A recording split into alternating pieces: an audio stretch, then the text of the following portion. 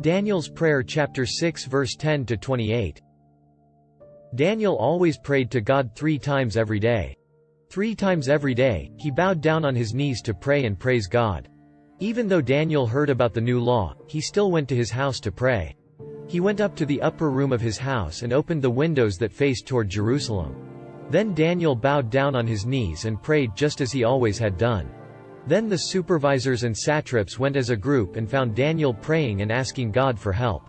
So they went to the king and talked to him about the law he had made. They said, "King Darius, you signed a law that says, for the next 30 days anyone who prays to any god or man except you, the king, would be thrown into the lion's den. You did sign that law, didn't you?" The king answered, "Yes, I signed that law, and the laws of the Medes and Persians cannot be cancelled or changed." Then they said to the king, "That man Daniel is not paying any attention to you. He is one of the captives from Judah, and he is not paying attention to the law you signed." Daniel still prays to his God 3 times every day.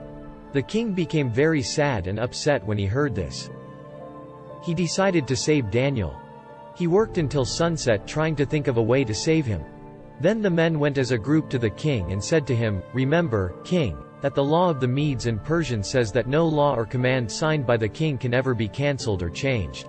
So King Darius gave the order. They brought Daniel and threw him into the lion's den. The king said to Daniel, "May the God you serve save you." A big rock was brought and put over the opening of the lion's den. Then the king used his ring and put his seal on the rock. He also used the rings of his officials and put their seals on the rock. This showed that no one could move that rock and bring Daniel out of the lion's den. Then King Darius went back to his house. He did not eat that night.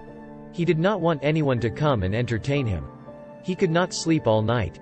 The next morning, King Darius got up just as it was getting light and ran to the lion's den. He was very worried. When he got to the lion's den, he called to Daniel.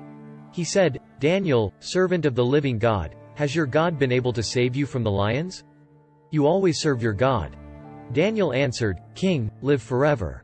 My God sent his angel to save me. The angel closed the lions' mouths. The lions have not hurt me because my God knows I am innocent. I never did anything wrong to you, King." King Darius was very happy.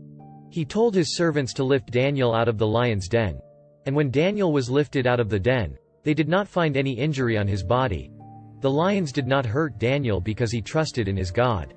Then the king gave a command to bring the men who had accused Daniel to the lion's den. The men and their wives and children were thrown into the lion's den. The lions grabbed them before they hit the floor. The lions ate their bodies and then chewed on their bones. Then King Darius wrote this letter to all the people from other nations and language groups all around the world. Greetings. I am making a new law. This law is for people in every part of my kingdom. All of you must fear and respect the God of Daniel. Daniel's God is the living God. He lives forever. His kingdom will never be destroyed. His rule will never end. God helps and saves people. He does amazing miracles in heaven and on earth. He saved Daniel from the lions.